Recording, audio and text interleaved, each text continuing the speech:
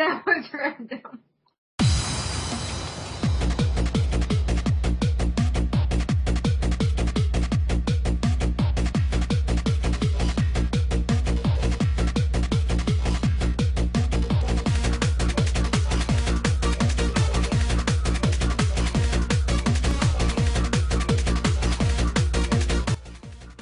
Welcome to Geeky TV, brought to you by the Vacuumina Network. I am your host, the Vacuuminator, and I am, of course, joined by the ever-popular... I'm not popular. Hi, I'm Callie, and I'm semi-popular. Thanks to your opinions on BotCon. Not my opinions. I was informing people about what I was told. There's nothing opinionated about it. It was, this is what I was told, and this is yes. Yeah, but for me, you were the one basically dealing out the news of, this is Hasbro's stance on this. I was like, Callie is a reporter for Hasbro now? I was told by other people. So I called the BotCon people, and they told me what was up. And then I just reiterated. It was word vomit. That is all that it was. Yeah, but that's way off topic. So, I don't know, I guess pretty much this past week I've been gearing up for my moving to a new channel, which, of course I'll list at the end when we link all our stuff, as always, but for anyone who's just really curious, like, what's this new channel he's moving to, it's youtube.com/user/thevacuuminator, all one word. And basically right now I'm just reposting videos that I want to keep over onto that channel because as soon as I fully moved over to there, I'm closing my Vacuumina account simply because, well, I don't want to have to go to another email address just so I can see if somebody commented on my channel or not. You know, that kind of stuff. And yeah, trying to think if there's anything else interesting that I've done in the past couple days. I guess I could tell the story of I went full retard and thought it was May and I was going to go see the Avengers at midnight tonight. I fully admit that was really stupid of me. Somebody I follow just tweeted, I was at the theater and they're already selling tickets for Avengers today, like a week ago, and I was like, and for some reason my brain went, oh, May must be next month, and I completely even forgot April existed, like we had already done it or something. And then today I'm getting on the computer to order the tickets to the Avengers with my dad, and it's like, and my dad's like, Simeon, it says it doesn't open till May 4th. And I'm like... In New York, it doesn't. What? Several cities, including New York City, is getting an exclusive free screening in the IMAX theaters, like 2 weeks from now, mid-April. I am so fucking jealous. You know what the sad part is? What? I can't go because I have a blood test that morning. Oh! Oh, man, that sucks. But my blood test is more important.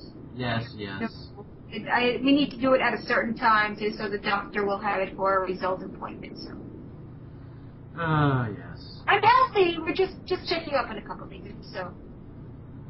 But it's better not to cancel it this close to convention time. But I want to go see the Avengers now! Seriously, that movie looks awesome. It does. But, do you have anything besides your BotCon craziness you would like to, talk about? Not really. I play World of Warcraft, that is the extent right now. I have weird interests right now. I'm like World of Warcraft, Skylanders, the game aimed at 12-year-olds. Sewing, Transformers, puzzles. My life is odd. Well, with all that craziness out of the way, let's get on to this week's TV review. Yay! Yay! We have so little excitement. New shows. Young Justice. Alright, kicking off the reoccurring shows, we have Young Justice Season 1, Episode 24, Insecurity. Red Arrow's arrival bothers Artemis. Meanwhile, the team's mission to capture Sportsmaster threatens to expose Artemis's darkest secrets. Dun dun dun. Yes, this is definitely one of the best episodes of Young Justice thus far. I have become a huge fan of the character of Artemis ever since this cartoon started, and every couple episodes we just learn more about her, and she has a completely twisted backstory, and I love it. This is your official spoiler warning, because I am going to spoil the bits of her backstory that get exposed in this episode. So if you do not want to hear that, just go ahead and skip ahead to the next show. But basically, we find out that Sportsmaster is her dad, and her mom was the Huntress. That is the first time in all of this series that I have just been left slack-jawed as the credits roll, because I did not see that coming. And from what I understand, Artemis is like one of those alternate universe characters who's really obscure in the comics, because I've never heard of her, and I've been reading comics for 3+ years now. So if she's obscure and I haven't heard of her, then she must really be obscure. But I really did enjoy this episode. They're hinting more and more that they're going to do the relationship between Cheshire and Red Arrow, which I'm a huge fan of that relationship in the comics, so I'll be happy if it does happen, but I know some people aren't exactly happy about it happening, but that's getting into a whole fandom war thing, so I don't want to go there. And another interesting thing to reference in this episode, or to say that happened in this episode, is there was a TARDIS in the background of the opening, which was awesome. It didn't do anything, it was basically just one of the Justice League's teleports, but I thought it was awesome that there was a TARDIS in the background, and I went and showed it to Bill and Ben from Boobian Reviewing, and they both freaked out, so yay! But, yeah, I think I'm going to give this episode a 9 out of 10. It's not my perfect episode of Young Justice, but it definitely is the best I've seen so far, and, for now, it's going to be the gold standard I'm going to hold all episodes against. So, yeah, let's go ahead and talk about Green Lantern. Green Lantern, the animated series. And next up in the queue is Green Lantern, the animated series, Season 1, Episode 5, Heir Apparent. Hal must fight a cruel warlord in attempt to win the hand of an extraterrestrial princess. Like I've been saying, Green Lantern, the animated series, is this show that constantly surprises me with how good every episode is. I did not see the plot twist of the person who was going around murdering Green Lanterns in this. I also did not see the plot twist of who the ring shows coming. It was just a really good episode that kept me guessing right up until they revealed all the answers, I guess. And yeah, I'd actually, if they ever make Carol Ferris the Star Sapphire in this series, I'd be very interested to see how she feels about this episode, because well, Hal's hitting on another woman, and that's not normally Hal's character, in my opinion. That's more sort of a Guy Gardner type thing, but I don't know. I don't know that much about Green Lantern to begin with, except for the basics, and I've read Blackest Night, so I'm gonna just go ahead and give this a rating of 7 out of 10, and let's move on to some Power Rangers, I guess. Power Rangers Samurai. Power Rangers Samurai Season 1, Episode 30. He ain't heavy metal. Oh, he's my brother. Mia's younger brother Terry comes to town and tries to convince Mia to sing in his band as a part of his performance at a children's hospital. Mia is reluctant to help Terry as her parents want Terry to get into med school. Meanwhile, Serrator begins his next attack on Earth in order to bring his plan into fruition. At the same time, Hulk and Skull try to form their own musical act. So, yeah, I've been watching Power Rangers since I was little, and I have to say, for Power Rangers, this was a really good episode. It had, you don't usually see Power Rangers dive this deep into the Rangers' backstory and do it in such good episodes where it doesn't just feel like filler. This episode actually felt like it was necessary to me, and I kind of hope Terry maybe comes back every once in a while because he was a cool character, and unlike most guest stars on Power Rangers these days, the actor didn't do a horrendous job. And this is the first subplot with Bulk and Spike that I found to be funny in a long time. And I'm really interested to see what the villains are doing. Antonio was, of course, being his awesome self. It was just a really good episode, and this is one of the really good episodes of TV we've gotten this week, and like this and two other shows from this week, I'm going to make this the gold standard I hold Power Rangers Samurai episodes against. At least filler episodes, and I'm going to give it a 10 out of 10, so let's go ahead and move on to the next show. Ultimate Spider-Man. Last up in the new shows this week, we have Ultimate Spider-Man Season 1, Episode 1, Great Power. Oh, jeez. I had really high hopes for this show, and it's completely let me down, I have to be honest. It's just, I was expecting it to be at least halfway decent, because, come on, they had to have come up with something great in order to cancel Spectacular Spider-Man. I was wrong. This is a show that's totally aimed at kids younger than 10 who are Spider-Man fans, but basically don't know anything but his origin, and it really screws up a lot of characters. It's got a lot of moments where it's just trying to be like, we're this cool hip show, and it just completely fails. And I can't recommend it at all. I didn't enjoy it, and I'm going to watch an episode here and there just to see if it improves, but I'm not going to be covering it anymore on this show.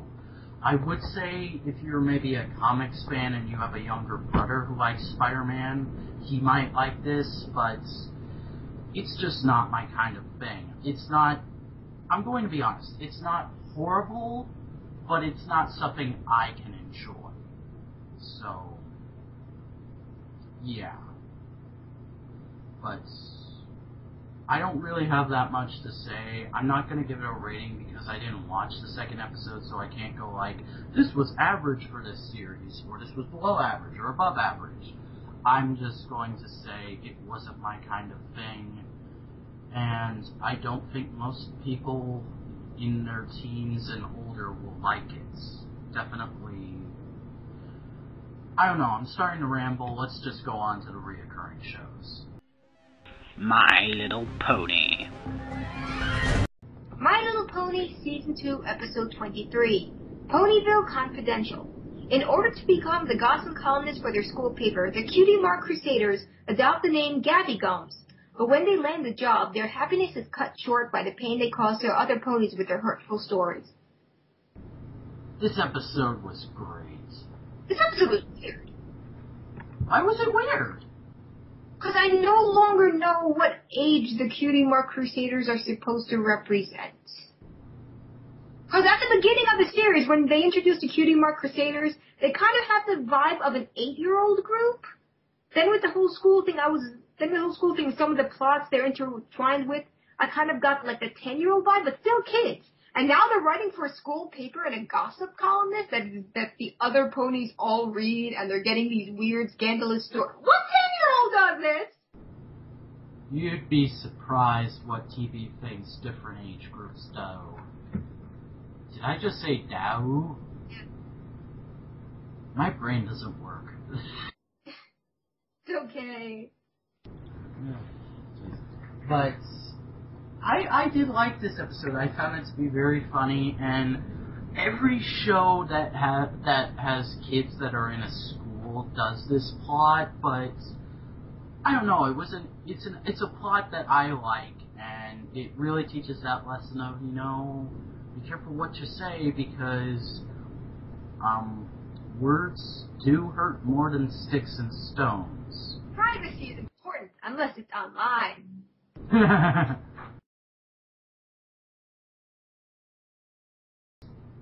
Really, I don't know. It's a great. I don't know why I think it's good. It's just something. It's just that kind of. It's just one of those static plots that I always fall for and think I like that. The episode seems to subtly imply that it's okay for an entire town to shun a group of small children if those small children have said things you do not approve of. Like, I don't think I understood what you just said. When the Cutie Mark Crusaders, when everyone found out that they were writing the Gabby Gums column, like everywhere they went, the entire town was like, "No, you're not allowed here. Get out. Force field." This was the first time Big Mac said anything besides yep and nope. I loved that. That was the point. The point of that was to show that Applejack, when she gets mad, she shuts down. When Big Mac gets upset, he starts talking and no one can shut him up. I really like that. Oh yeah, and I love Big Mac. He's great. And he has said more than yes or no. That there was that romance episode where he was under potion power. I don't count that as canon. No. Anyway, yeah, to me that was an odd episode. That was weird. It confused me. The Gabby Gums episode confused me. I found it to be alright. It's not the best thing ever, but I don't know. I'll give it a 5. It's an average episode for an episode with the Cutie Mark Crusaders. I'm starting to think that the Cutie Mark Crusaders are getting a bit old, because like, get your bars already! What was your final score? Because they confused me a great deal, I'm giving it a 7.5. Transformers Prime. Transformers Prime Season 2, Episode 8, Crossfire. Arachnid and Starscream fight for control over a wild Insecticon that has appeared on Earth. Holy crap, this episode, man! It was insane! That was a very tense, very awesome episode, I admit. When I was talking about Power Rangers, I said that there were free shows this week that are my new gold standard for said shows, and this is my new gold standard for Transformers Prime, because wow, this episode had so many plot twists, there was just so much going on in it, and it's like, forget doing an episode focused on one character relationship. Let's do an episode on every character relationship at once, and it worked. It was a very strong episode, I have to say. Things happened in there that I did not expect, and I was literally. Usually when I watch Transformers Prime, I'm on the computer at the same time, and I'm sitting in a computer chair across the room from my big TV. This had me on the couch with the cat on my lap and a thing of ice cream, and I was just kind of like, holy crap. Yeah, I was sitting there with a bucket of chips, and my sister kept going, "Who's the spider lady? Who's the spider lady?" And I'm like, "Shut up, this is awesome! Oh my god!" Calm down, boy. Calm down. Normal girls have soap operas, I have Transformers. a lot of things happened, and it actually upset quite a number of people as well. Yeah. Spoiler alert, Breakdown died. Yes. Oh my god. This was a really sad moment for me. And they pulled it off beautifully, in my opinion. Because just the most recent episode, they had the exchange with Fowler, between Breakdown and Fowler, which kind of had fans liking Breakdown more because of something he said. And his relationship with the Viacon that was kind of come and go during episodes, little bits and pieces that the fans really did like. Yes. And now he's dead by the woman that he had a crush on, that was stated a couple times. Yes, ever since. And but they didn't recover the body. Next got the body. There have been fans for Breakdown since he first appeared. I didn't really care for him in the first season, but ever since that scene with Fowler and him in the premiere, I was like, oh wow, I like this character, and I was getting more and more into him. And then like they revealed the gray model for his toy on TFW, and I was like, oh, I like this guy, and then they killed him, and I was like, what? Because, oh my god, it's literally like Transformers Prime is turning into one of Stephen Moffat's shows, even though he has no involvement with it. There was this, basically, for me in Breakdown, I can equate it to how people talk about the long waits for seasons of the shows Stephen Moffat does. Imagine, it's like the creators of Prime gave me a kitten, and gave me time to fall in love with said kitten. And the kitten grew into a nice cat, and we had many years together. And then one night, the creators of Prime stole into my house and beat the crap out of me. That's how I felt. Wow, people that like cats are going to be pissed off at you now. Okay, moving on. I put this episode in 9. Oh wow, I still have more to talk about. Oh really? I'm sorry. But Starscream in this episode, he's like, the world just freaking hates him, and he made one of the most stupid moves he could have, in my opinion, because he's lost his T-Cog. He got it back. He did? They didn't say it in the episode, but if you look at the scene, he had energon leaking out of his side where the T-Cog is. Breakdown's body was nearby. Put 2 and 2 together. That's why he called Ratchet, I believe. Because he just performed surgery on himself with a stolen T-Cog. I doubt it. Because they show Mech getting there, and I sort of imagine it as maybe Starscream tried to go and take his T-Cog, but he probably saw Mech and he was like, does not want. I'm not looking forward to the next episode. A lot of things happened, and they left that cliffhanger. Yeah, but he's lost his T-Cog. He's searching for energon scraps just to survive, and he goes and wastes his only 2 missiles on Arachne, and he doesn't even kill her. Oh my gosh. Arachne is just that good. Megatron really had a good moment in this episode where he was yelling a little bit about his backstory that made every fangirl in the audience squeal with delight, I'm sure. The whole Gladiator or Kaon thing. Oh yeah, I was like, by the time that happened, my sister was sitting on the couch with me, and I was like, you're setting an Insecticon in after a Megatron. He's fought bigger things than that in the pits of Kaon. Because I'm reading Exodus right now, and I freaking love that book. Yeah, I have no words for answers. And then my sister's like, I don't know, it's kind of kicking his ass. And then he pulled out the Kaon reference, and I was like, yeah, boy. That ending was killer. Huh? The ending of that episode was killer. It's going to come back and kick someone's ass. Oh yeah, she has an entire nest of Insecticons. Like, and they built to control them. Yes, if Megatron was struggling to defeat just one of those things, imagine what she could do with an entire army. Oh my gosh. That's why they ended it that way, to have the entire audience go, oh shit. Yeah, I literally pulled a Drake and Josh and just went, oh my God. And then just sat there in silence for 2 minutes. Because that is a huge shocker. I mean, oh jeez. But I am definitely going to give this episode a 10 out of 10. This is definitely the best episode of Prime that wasn't a season finale and or opener.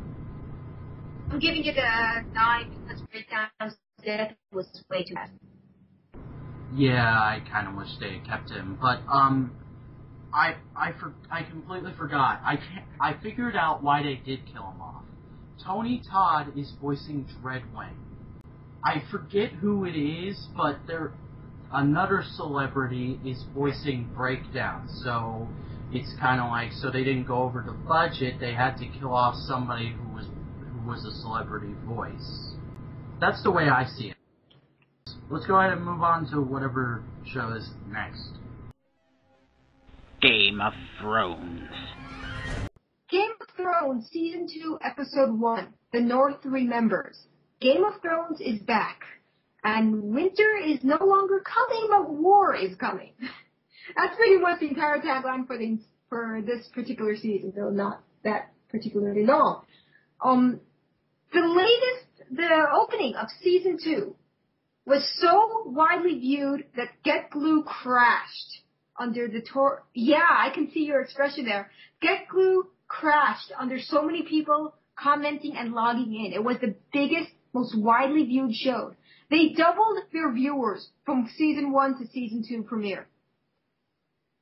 A lot of things happened in this episode. First, the whole thing, they have to catch you up on what happened the first season in like a minute and a half long thing about last season. The episode had started off with King Joffrey, who nobody likes and is a complete prick, having his naming day, which I think is like the equivalent of being crowned as king. I've never read the books, so I'm kind of taking this as it comes. And for his entertainment, he had knights fight to the death just to watch them die, apparently. I don't know. And one of the so-called knights, who's this fat, tubby guy, shows up with his hat on backwards. And Joffrey's like, "Are you drunk? Then have some wine." And pretty much has him drowned in wine until the girl that's going to be his wife, who's like 14. He's also like 14, so it works, trust me. Who she hates him, completely hates him. She manages to get him to not kill the guy, but then she's doing awesome things there. But then the entire naming day is interrupted when a certain Tyrion Lannister shows up. The dwarf that's they call him a dwarf in the show. He's a little person, and he is badass, and he won an Oscar or an Emmy, one or the other. He shows up. He's like, "I'm hand of the king. Sucks to the rest of you." It's pretty much what happens. This episode was awesome. They introduced new characters. The night is dark and full of terrors. When Melisandre, I believe her name is introduced. There was a whole scene involving a town with a guy who marries all his daughters, has more daughters with his daughters. No one knows what happens to his sons. A lot of things happen. There's a comet in the sky. There's little dragons going along. It is badass. More things are going to happen, but this episode is kind of like an introduction to what's happening now. So they couldn't really get into too much action too quickly. They did have some tense moments when Joffrey's mother slapped him in front of other people. And he was like, "If you do that again, I will have you killed," to his mom. And she was like a big powerhouse for the entire first season, so this was kind of like a shock. Like, Joffrey is finally being somehow more of a prick than anyone thought possible. And then the episode ended in something that made me actually kind of upset at Joffrey, which I think was the point, to get you personally offended by characters in the show. He learned that the man that he thinks is his father, but isn't, which is a whole other story, had other children with people that were his mother, the queen. So he ordered those children to be found and killed. Infants being torn out of their mother's arms and slaughtered. Yeah. Innocent kids being drowned in rivers and things like that. All the bastard children. That's what they call them in the show. So yeah, all that happened. I'm giving this episode though an 8, even though it was fantastic because they haven't gotten to the big action sequences yet and all the big things going on. So yeah. Fringe, Season 4, Episode 16, Nothing as It Seems. I will not do Episode 15, because Episode 16 was the most recent one, and I've already forgotten what happened in Episode 15, so just run with me here. Yeah, thumbs up from you. I'm getting really impressed and slightly frightened by some of the things going on in Fringe. In the earlier seasons, they had alternate universe, and now there's alternate timeline. And I probably shouldn't be asking the questions of how many different universes can possibly exist before people just don't know what the hell's going on anymore. But now, there was one character who came from one timeline, and that timeline had interaction with an alternate universe. And through a series of convoluted events, he's now in a completely different timeline, who's interacting with its own alternate universe. And through another series of convoluted events, the woman that was his girlfriend in the timeline he's from is now getting her memories overridden by her other timeline self. I'm not really sure how that works out, but she's like forgetting the life that she actually lived and is kind of getting new memories, or a combination of the new memories. But yeah, Olivia is having kind of a problem figuring. This episode actually really highlighted that because they were actually they were trying to take her out off her job because her memories aren't really stable. And they were asking her to tell them about her life as part of like an interview process that they have to do because they're government employees or something. And they said that 40% of the information that she gave the evaluators about her own life was incorrect.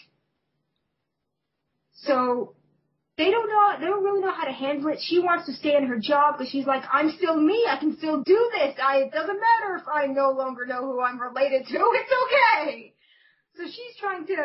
So she's disobeying orders and following her coworkers around and shit like that. And she's actually doing a kick-ass job of it because she's actually helping out and being the Olivia that everybody loves. And they had this interesting thing about timeline. Like, they had this case come up where someone used chemicals on themselves to mutate themselves into some giant porcupine thing. They called it a porcupine in the episode.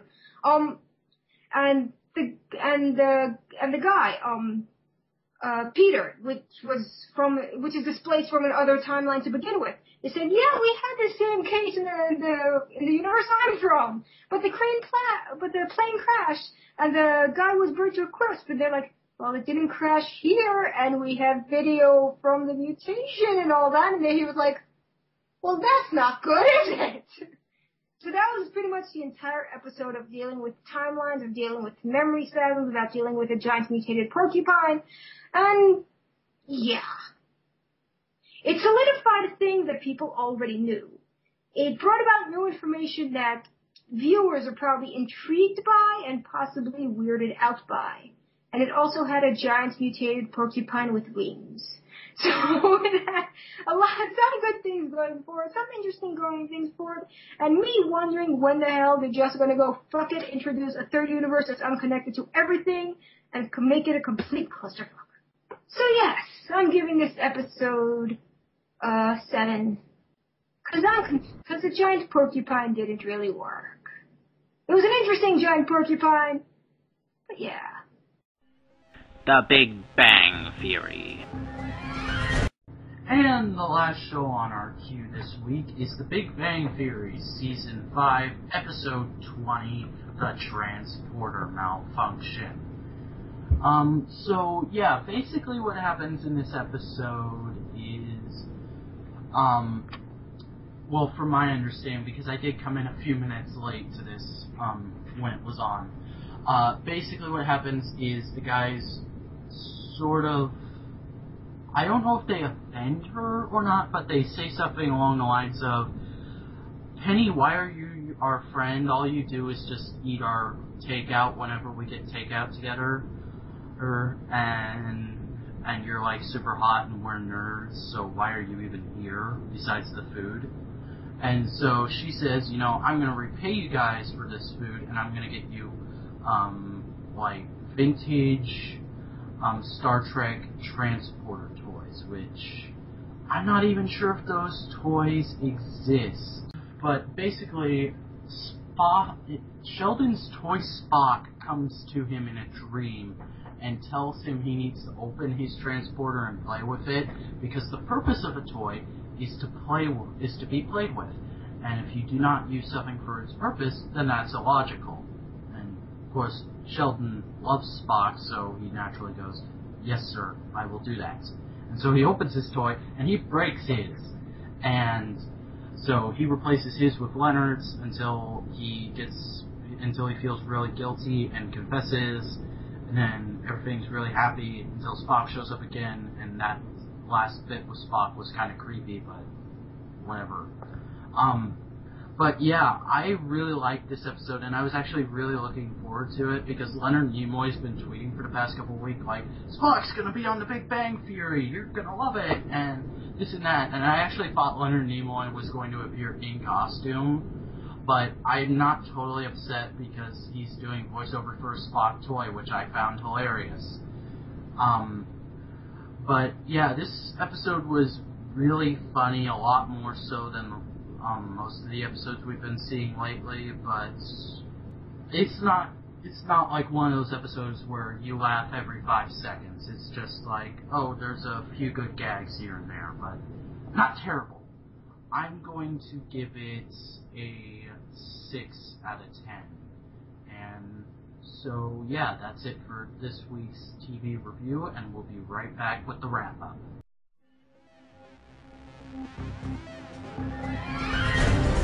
So, that's pretty much it for this week in Geek TV. The very good week of TV. There was only like 1 or 2 things that I was disappointed in. Cough, Ultimate Spider-Man cough. But yeah, a lot of shows had some of their best episodes yet this week. And I don't know, I'm really optimistically looking forward to all the shows we're going to get over the next week. So, yay! How do you feel about all the shows this week, Callie? I'm excited. A lot of stuff's coming out, and I have lots of ice cream to watch all of them with. I'm a girl. I'm allowed to do things like that. Oh, I eat ice cream a lot, too. But curled up on the couch with a cat on your lap? No, because my cat hates me. Mine tries to eat my ice cream. Okay. Anyways, let's go ahead and get out of here before we devolve into complete craziness. You did it already? No, but we're teetering on the edge. Anyways, thanks for watching this week's episode of Geeky TV. I am, of course, your host, the Vacuuminator. You're joined by Callie. And don't forget to go to our Tumblr where you can watch all of our videos and whatnot. That's thevacuuminator.tumblr.com. You can also subscribe to us on YouTube, youtube.com/user/thevacuuminatnetwork. I'm the Vacuuminator on Twitter. You are? I'm Callie Carey Shoka. It had a long spelling, but it's the same place on DeviantArt, on Twitter, and I have a Tumblr of my own, which is pretty much the same thing that's on DeviantArt and Tumblr. I mean, DeviantArt and Twitter. So, yeah, Callie Carey Shoka. Yeah, but you can also follow us on Twitter at thevacuuminanet. You can. My Twitter is at Vacuuminator, and of course, as Callie said, her Twitter is at Callie Carey Shoka. And, yeah, that's pretty much going to do it for this week's episode. So, until next time, this has been the Vacuuminator. I'm Kelly! Saying, live free or die hard. That's your random reference of the week. You're welcome, ladies and gentlemen. See you later, people! Bye!